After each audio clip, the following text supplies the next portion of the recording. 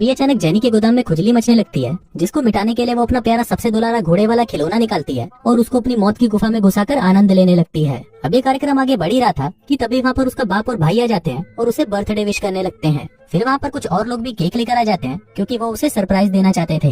तभी अचानक जेनी का कुत्ता उसके पैरों से चादर को उतार देता है और तभी जो उसका खिलौना था वो उसकी मौत की गुफा से बाहर निकलता है और हवा में उड़ता हुआ सीधा उसके केक पर जाकर गिरता है। इसके बाद हम देखते हैं कि जेनी का बाप उन दोनों को स्कूल छोड़ने जाता है, जिस दौरान जेनी का भाई उल्का पिंड उसे कहने लगता है कि तुम्हें कोई बॉयफ्रेंड बना लेना चाहिए। जेनी कहती है कि नहीं, मुझे कोई बॉयफ्रेंड नहीं बनाना। उल्का पिंड कहता है कि तुम्हें डैड का रूल तो पता है ना, सबसे पहले तुम अपने खेत में मजदूरी करवाओगी और उसके बाद ही मुझे किसी के खेत में मजदूरी करने को मिलेगी। वहीं स्कूल में हम कुछ लड़कियों को देखते हैं जो कि फुटपाथ पर डांस कर रही होती हैं, लेकिन तभी वहाँ पर जेनी का बाप भाई की तरह गाड़ी लेकर आता है और एक लड़की को उड़ा देता है। इसके बाद स्कूल में एक लड़के की एंट्री होती है जो कि बहुत ज्यादा स्मार्ट होता है। तभी हम देखते हैं कि वो और कोई नहीं बल्कि हमारा अपना प्यारा कैप्टन अमेरिका होता है। वो स्कूल में इतना ज्यादा पॉपुलर होता है कि स्कूल की लड़कियां उसे देखते ही अपनी कच्छी उतारकर उसकी तरफ फेंकने लगती हैं। वहीं दूसरी तरफ हम जेनी को देखते हैं जिसके पास उसका बेस्ट फ्रेंड चमन चौपाटी आता है। ये बावली गांड जेनी को बचपन से ही पसंद करता था, लेकिन उसके पिछवाड़े में इतना गोदा नहीं था कि वो अपने दिल की बात उसे बता सके। वहीं हम जेनी के भाई उल्का पिंड और उसके दोस्तों को देखते हैं जो कि पिछले हफ्ते ही 12 साल के हुए थे और अब वो किसी लड़की को दबाकर बजाने के लिए तड़पे जा रहे थे।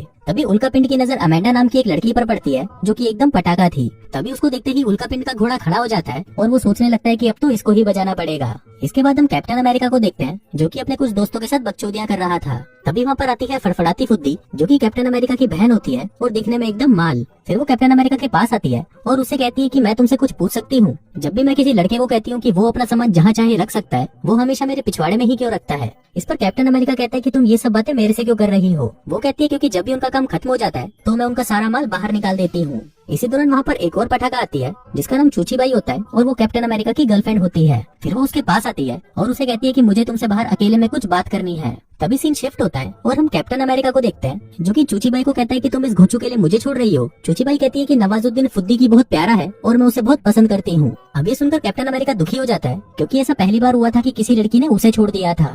फिर हम देखते हैं एक आर्ट क्लास के अंदर जलील जैनी को जो कि एक पेंटिंग बना रही होती है। वो उसको लेकर इतनी ज्यादा मेहनत कर रही होती है कि उसकी आंखों से आंसू भी निकल जाते हैं, लेकिन अपनी इतनी कड़ी मेहनत और लगन के बाद वो फाइनली अपना मास्टरपीस बना ही लेती है। फिर क्लास खत्म होने के बाद कैप्टन अमेरिका अपनी गर्लफ्रेंड को देखता है जो कि अपने नए बॉयफ्रेंड के साथ चुम्मा चाटी कर रही होती है। कैप्टन अमेरिका कहता है कि चूची बाई ने इस घोचू के लिए मुझे छोड़ा, वो क्या खुद को पापा की बारी समझती है। इस पर उसका दोस्त निर्भय निरोध कहता है क्योंकि चूची बाई एक प्रॉम क्वीन है। कैप्टन अमेरिका कहता है कि ऐसा कुछ नहीं है, अगर मैं उसके मुंह से सारा मेकअप उतार दूं और उसके सारे कपड़े छीन लूं तो वो बिल्कुल चंपक चच्चा की तरह दिखेगी, इसलिए प्रोम क्वीन तो कोई भी लड़की बन सकती है। तभी निर्भय निरोध कहता है कि मैं तुमसे शर्त लगाता हूँ कि तुम्हें स्कूल की सबसे झल्ली लड़की को इस साल की प्रोम क्वीन बनाना होगा। कैप्टन अमेरिका उसकी ये शर्त मान जाता है, जिसके बाद वो स्कूल की सबसे एवरेज लड़की को ढूंढना शुरू कर देते हैं। तभी उन्हें सामने से आती हुई जेनी दिखाई देती है जिसको देखकर कैप्टन अमेरिका का रोना निकल जाता है और वो कहता है कि नहीं यार, मुझे कोई भी चलेगी लेकिन ये नहीं, ये तो पूरी बहन जी जैसी है, ये प्रोम क्वीन कैसे बन सकती है। दूसरी तरफ हम उल्का पिंड और उसके दो हरामी दोस्तों को देखते हैं जो कि नंगी लड़कियों को देखने के लिए उनके लॉकर रूम में झांक रहे होते हैं, लेकिन जब वहाँ से उन्हें कुछ दिखाई नहीं देता तो वो प्लान बनाते हैं कि वो वेंटिलेशन में घुसकर वहाँ से लड़कियों के लॉकर रूम में जाकर उनको देख लेंगे।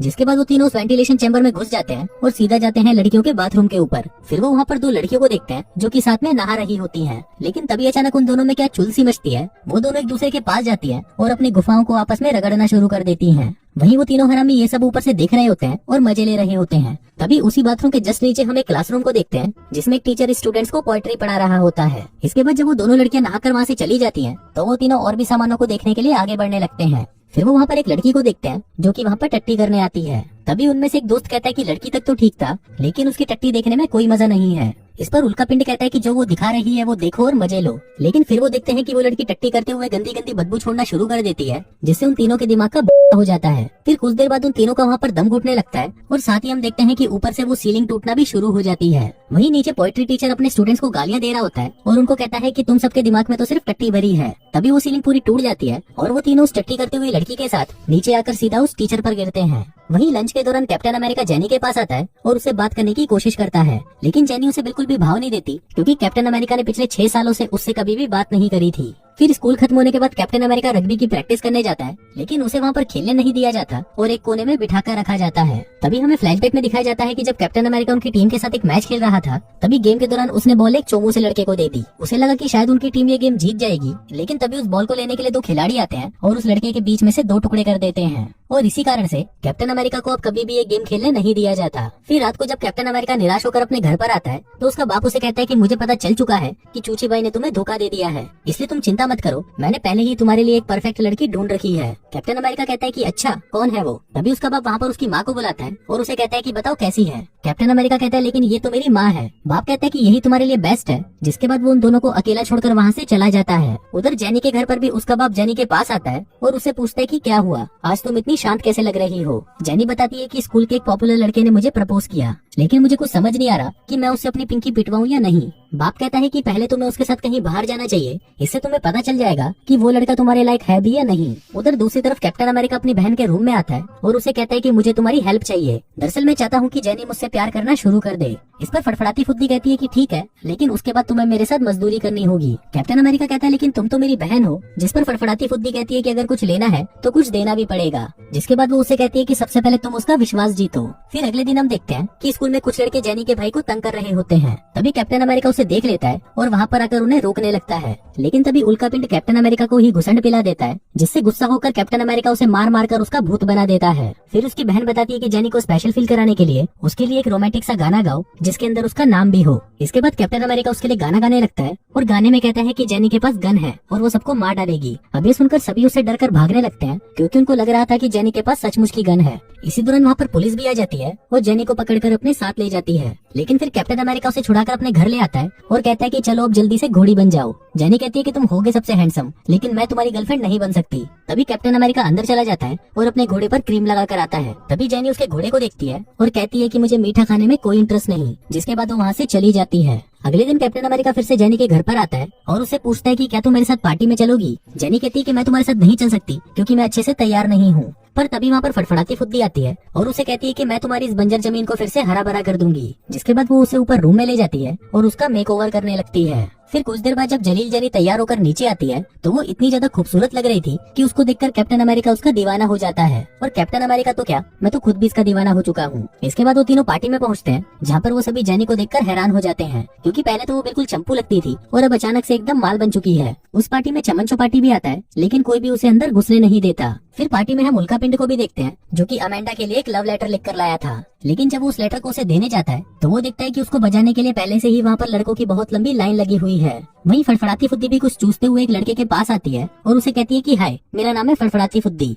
लड़का कहता है कि हाँ मुझे पता है क्योंकि हमने बस 5 मिनट पहले ही गचागच किया है। जिसके बाद वो अपनी प्यास बुझाने के लिए एक बुढ़िया के पास आ जाती है। वहीं जलील जेनी भी दारू पीकर इतनी ज्यादा भंड हो जाती है कि वो पार्टी में उल्टी सीधी हरकतें करना शुरू कर देती है। तभी कैप्टन अमेरिका उसके पास आता है और कहता है कि तुम ये क्या कर रही हो। जेनी कहती है कि मैंने तुम्हें कहा था ना कि मुझे दारू मत पिलाना। कैप्टन अमेरिका कहता है लेकिन मैंने तो तुम्हें सिर्फ कोल्ड ड्रिंक पिलाई थी। इसी दौरान वहाँ पर चूची बाई अपनी 2 सहेलियों को लेकर आती है और जेनी की बेइज्जती करने लगती है। कहती है कि चाहे तुम कितनी भी सुंदर हो जाओ लेकिन तुम लूजर की लूजर ही रहोगी। जिसके बाद वो उसके संतरों में पानी डाल देती है। अब अपनी इस बेइज्जती से जेनी रोने लग जाती है और वहाँ से भाग जाती है। फिर अगले दिन जब जेनी स्कूल आती है तो उसे पता चलता है कि स्कूल में एक प्रॉम होने वाला है और प्रॉम क्वीन के सिलेक्शन के लिए जेनी का नाम भी नॉमिनेट किया गया है। फिर लंच के दौरान कैप्टन अमेरिका जेनी के पास आता है और उससे पूछता है कि क्या तुम मेरे साथ प्रॉम पर चलना चाहोगी। अब ये सुनकर जेनी खुश हो जाती है और उसे हाँ कर देती है। फिर उसी रात स्कूल का एक रग्बी मैच होता है जहाँ हमेशा की तरह कैप्टन अमेरिका टीम से बाहर बैठा होता है, लेकिन जब उनकी ही टीम बुरी तरह से हार रही होती है और साथ ही उनके एक प्लेयर को चोट भी लग जाती है तो लास्ट में कोच ना चाहते हुए भी कैप्टन अमेरिका को खेलने के लिए भेज देते हैं।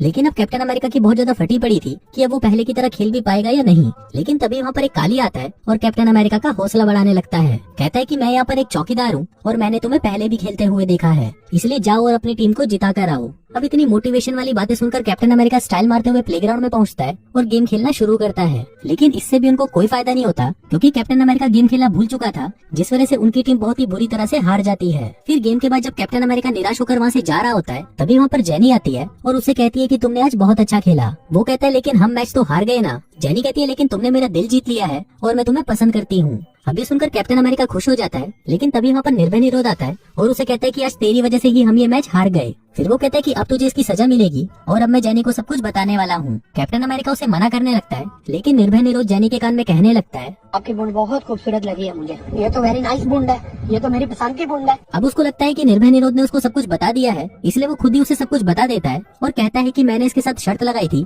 कि मैं तुम्हें पटाकर प्रॉम क्वीन बनाऊंगा, लेकिन अब ऐसा नहीं है, मैं तुमसे सच में प्यार करने लगा हूँ। लेकिन जेनी उसकी बातों पर विश्वास नहीं करती और रोते हुए वहाँ से चली जाती है। इसके बाद हम देखते हैं कि कई दिन बीत जाते हैं, लेकिन वो दोनों एक दूसरे से बिल्कुल भी बात नहीं करते। फिर कुछ दिनों बाद प्रॉम पार्टी होती है, जहाँ पर जेनी निर्भय निरोध के साथ आई होती है और कैप्टन अमेरिका अपनी बहन फटफड़ाती फुद्दी के साथ। वहीं उल्का पिंड भी होता है, जो कि आज अमेंडा की लेने की पूरी तैयारी करके आया था।